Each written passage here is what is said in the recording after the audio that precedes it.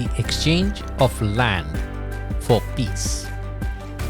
UN Security Council Resolution 242, passed on 22nd November 1967, laid the basic framework for peace process in the Middle East.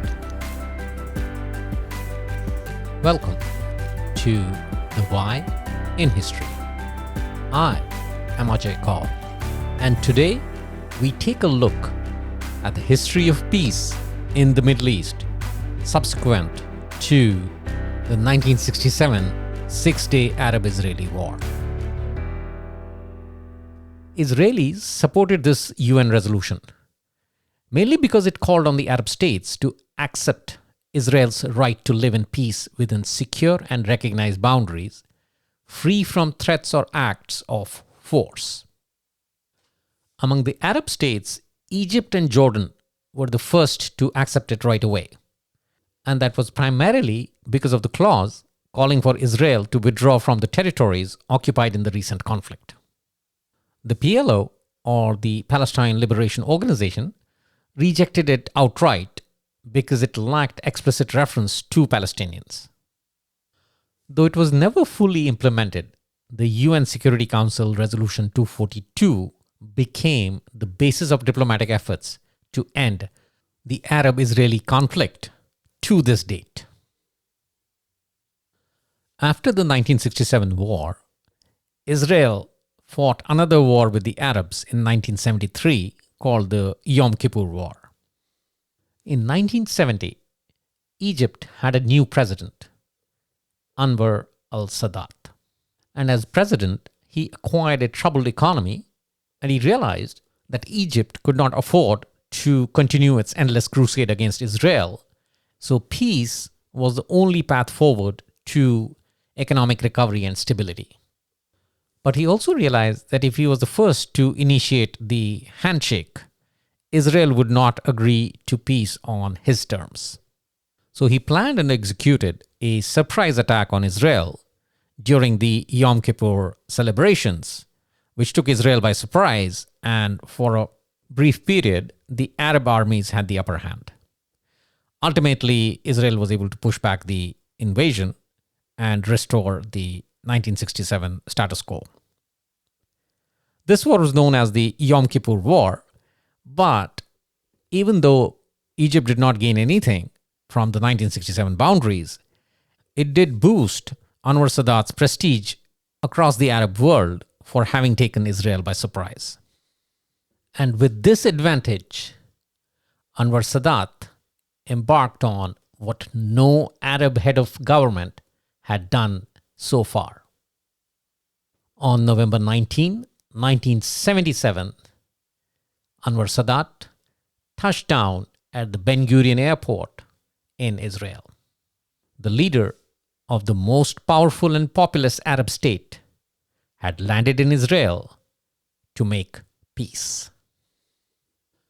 Around the same time, in the United States, a new president, Jimmy Carter, had taken office, and he capitalized on the new mood in the Middle East and invited Egyptian President Anwar Sadat and Israeli Prime Minister Menachem Begin for talks at the presidential retreat at Camp David near Washington. After 12 days of intense negotiations, on September 17, 1978, a series of accords were signed called the Camp David Accords. Essentially, there were two agreements, and the first one, entitled A Framework for Peace in the Middle East, called for the establishment of a self-governing authority in Israeli-occupied territories of Gaza and West Bank, effectively as a step towards Palestinian statehood. Full implementation of provisions of UN Resolution 242, including the withdrawal of Israeli forces and civilians from West Bank lands acquired during the Six-Day War, and the recognition of the legitimate rights of the Palestinian people, and the beginning of the process to grant them full autonomy within West Bank and Gaza in the next 5 years. So it essentially called for the withdrawal of Israeli troops and settlements from West Bank and Gaza in favor of granting legitimate rights of governance and ownership to the Palestinians in these two regions. The second agreement was entitled A Framework for the Conclusion of a Peace Treaty between Egypt and Israel. It called for the withdrawal of troops from the Sinai Peninsula and restoration of full diplomatic relations with Egypt. Now remember, Israel had occupied the Sinai Peninsula during the course of the 1967 Arab-Israeli War. Egypt in turn recognized Israel's right to exist and allowed Israeli ships to use and pass through the Suez Canal and the Straits of Tiran, which enabled the trade route for Israel through the Red Sea. And there was another underlying element in these two accords, and that was the financial and military assistance that both countries received from the United States, leading to a huge economic and strategic benefit for both nations. And subsequently, the Nobel Committee awarded the Nobel Peace Prize for 1978 jointly to Egypt's Anwar Sadat and Israel's Menachem Begin for having jointly negotiated peace between Egypt and Israel. The Arab League, though, which was an alliance of nations in the region, was not happy with Egypt's formal recognition of Israel as an independent nation and suspended Egypt from its membership for the next 10 years. With this acrimonious environment created by the Arab League, Anwar Sadat became a target of the extremists across the Middle East. And on October 6, 1981, Anwar Sadat was assassinated by members of the Egyptian Islamic Jihad during an annual victory parade in Cairo.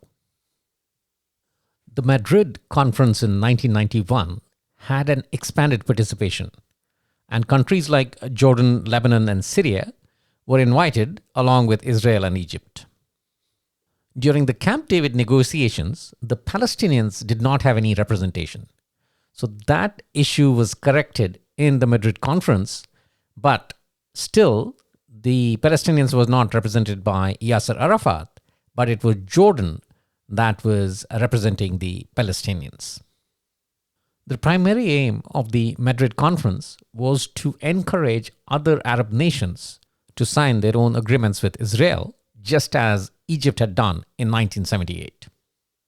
A peace treaty between Israel and Jordan was eventually signed in 1994, and the ice was broken with respect to Syria and Lebanon, but not much headway was made after that.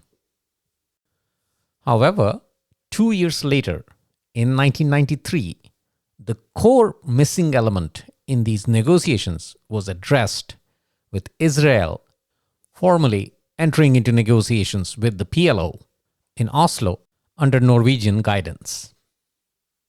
Interestingly, the talks were held in secret, mainly because neither side wanted to trigger controversy for meeting at the negotiating table in the first place.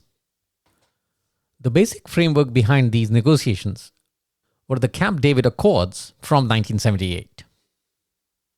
From a leadership perspective, the PLO was represented by its chairman, Yasser Arafat, while as Israel was represented by former Prime Minister Shimon Peres, as well as the then incumbent Yitzhak Rabin. Norway played the role of mediator and was represented by the Deputy Foreign Minister, Jan Egeland. Before the talks even began, the ground rules were laid out very clearly in the sense that both sides needed to recognize the other. So both sides signed a letter of mutual recognition in which PLO agreed to recognize the state of Israel, and the Israelis acknowledged the PLO's role as a representative of the Palestinian people. Yes, for the first time, the warring factions recognized each other as legitimate political entities. And subsequent to this, the Oslo I Agreement was signed, which established the Palestinian Legislative Council, essentially a freely elected parliament, and set the parameters for the gradual withdrawal of Israeli forces from Gaza over a 5-year period. On May 4, 1994, the agreement was concluded in Cairo and arranged for the first stage of withdrawal of Israeli security forces and their transfer of authority to the newly created Palestinian Authority. Within weeks, the withdrawal from the cities of Gaza and Jericho was completed, and the Palestinian Authority began carrying out civilian functions in those areas. Wow, peace in that region seemed to be moving fast, and religious nationalists on both sides tried to disrupt the process set out by Oslo I. But negotiations continued, and on September 28, 1995, Yitzhak Rabin, Shimon Peres, and Yasser Arafat signed the Oslo II Accord. This agreement detailed the expansion of Palestinian self-rule to population centers other than Gaza and Jericho. The Oslo II Accord was far more comprehensive than the Oslo I and provided a lot more detail with respect to execution of the peace process. And some of these included items like delineation of the West Bank and Gaza Strip into 3 types of territory in the interim period: Area A, which was under Palestinian administration and security; Area B, under Palestinian administration but joint Israeli-Palestinian security; and Area C, completely under Israeli administration and security. It also talked about prevention of acts of terrorism, crime, and hostilities against each other. Another item was the arrangement of safe passage between the West Bank and Gaza Strip. Now, this was important because the Gaza Strip is on the western side of Israel, whereas the West Bank is on the eastern side. So it was important that the Palestinians who wanted to travel between these two regions could do so safely. There were a few outstanding issues like Jerusalem, refugees, settlements, and borders, and the negotiations for these were supposed to commence no later than May 4, 1996. The redeployment of Israeli security forces and elections for the Palestinian Authority, as specified in the Oslo II Agreement, both were carried out as planned. The peace process was well on its way, and the 1994 Nobel Peace Prize was awarded jointly to Shimon Peres, Yitzhak Rabin, and Yasser Arafat. And then, on November 4, 1995, Israeli Prime Minister Yitzhak Rabin was assassinated by a Jewish extremist while he was attending a peace rally. The peace process in that region was brought to a screeching halt. And following this, in Israel's election in 1996, an outspoken critic of the Oslo Accords came to power: Benjamin Netanyahu. And with the change in government, an element of distrust appeared between the Israeli and the Palestinian sides. US President Bill Clinton had to intervene in 1998 to ensure both sides could resume the implementation of the Oslo II Accord. In May of 1999, a more moderate Israeli leader, Ehud Barak, took over as prime minister and reactivated the peace talks with the Palestinian leader, Yasser Arafat. Under Ehud Barak, the transfer of more Israeli-occupied territory in the West Bank to Palestinian control was restarted. But by the mid-2000s, the Palestinians had started becoming impatient with the delay in transfer of power. And slowly, both the West Bank and Gaza regions started erupting in violence. And to make matters worse, Israeli opposition leader Ariel Sharon made a provocative visit to the Temple Mount, which also houses the Al-Aqsa Mosque, which further ignited the already flared tempers within the Palestinians. And this led to the Second Intifada, or the Al-Aqsa Intifada, which was a 5-year surge in violence in the region that led to fatalities on both sides, from violent attacks, suicide bombings, and other violent acts, effectively putting an end to the Oslo peace process. And while the Intifada was still on, in March of 2002, a Saudi-led peace initiative was endorsed by the Arab League's 22 member states, and it offered Israel a comprehensive formula for peace in exchange for its withdrawal to the pre-1967 war boundaries. Yes, the Arab world, led by Saudi Arabia, initiated a peace process offering full normalization of diplomatic ties with Israel and recognizing its right to exist in peace and security in the region.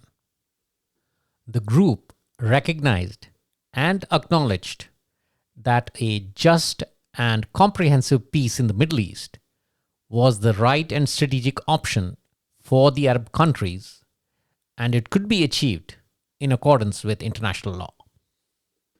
And just like the previous accords, in exchange for peace and recognition, Israel had to accept the establishment of a sovereign independent Palestinian state on the territories of the West Bank and Gaza Strip, with East Jerusalem as the capital. The initiative also called for the Israeli withdrawal from the Syrian Golan Heights and the territory in southern Lebanon. And this Arab initiative had full global support, with the UN, US President George W. Bush, and British Prime Minister Tony Blair all endorsing it. So what was the outcome? Unfortunately, the timing on this initiative was off. As I mentioned before, it happened in the middle of the Second Intifada, and just one day after this initiative was announced, Israel had to launch Operation Defensive Shield, which was a military operation in the West Bank, in response to terrorist attacks. The operation lasted 4 weeks, and at that time, peace was the last thing on Israel's mind. After a 5-year lull, the Arab Peace Initiative resurfaced during the Arab League Summit in Riyadh in March of 2007. Once again, it was fully re-endorsed, with the European Union, the US, and the UN backing it fully. But by 2009, Benjamin Netanyahu was back in power, and he won 3 further elections, with significant support from the Israeli far right. And Netanyahu's campaign slogan was that he would make Arab countries normalize ties with Israel without any concessions. And subsequently, President Donald Trump's tenure in office was a dream come true for the Israeli far right, as he leaned more towards Israel at the cost of the Palestinians. So does peace have a chance in that region? Well, the primary purpose behind the 6-day Arab-Israeli war in 1967 was for Israel to be able to use the gained territories as a bargaining chip to get its Arab neighbors to recognize Israel as an independent nation with the right to exist in peace. And in all the Arab-Israeli accords, starting with the Camp David Accord with Anwar Sadat, that theme has persisted. The Arab world has acknowledged Israel's existence and promised to maintain peace in exchange for the territories annexed during the 1967 war. So the willingness is there, but there are 2 factors that are coming in the way. One is on the Israeli side with the shift to the far right, and the second is on the Palestinian side with extremist bodies like the Hamas coming to the fore and disturbing any chances of peace in the region. Maybe what is needed is a new generation, born without any historical baggage, which is focused on peace, growth, and development in the region. But even for that to happen, you need an extended spell of peace in that region, which at the moment seems very difficult to achieve. And it is on that note that we end this section of the program. On to the quiz section.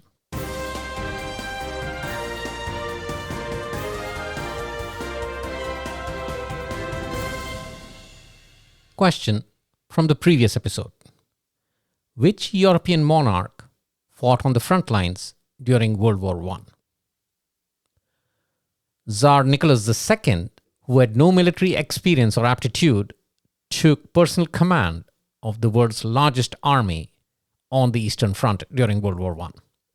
It was actually his preoccupation with the military matters and his extended absence from the home front that was responsible for the worsening of Russia's internal political situation, leading to the February Revolution of 1917. So the answer is D, Russia's Tsar Nicholas II. Question for the current episode. Which Arab leader did Egypt's Anwar Sadat refer to as a lunatic and a disgrace to Islam? Was it A, Iraq's Saddam Hussein, B, Iran's Ayatollah Khomeini, C, Syria's Hafiz al-Assad, or D, King Khalid of Saudi Arabia? Once again, which Arab leader did Egypt's Anwar Sadat call a lunatic and a disgrace to Islam? Was it A, Iraq's Saddam Hussein, B, Iran's Ayatollah Khomeini, C, Syria's Hafiz al-Assad, or D, King Khalid of Saudi Arabia? The answer will be provided in the next episode. That's all we have in the current episode. In the next episode, we take a closer look at immigration across the globe, the philosophy behind immigration, the challenges, and the political agendas associated with it. Till then, stay safe and keep exploring the why in history.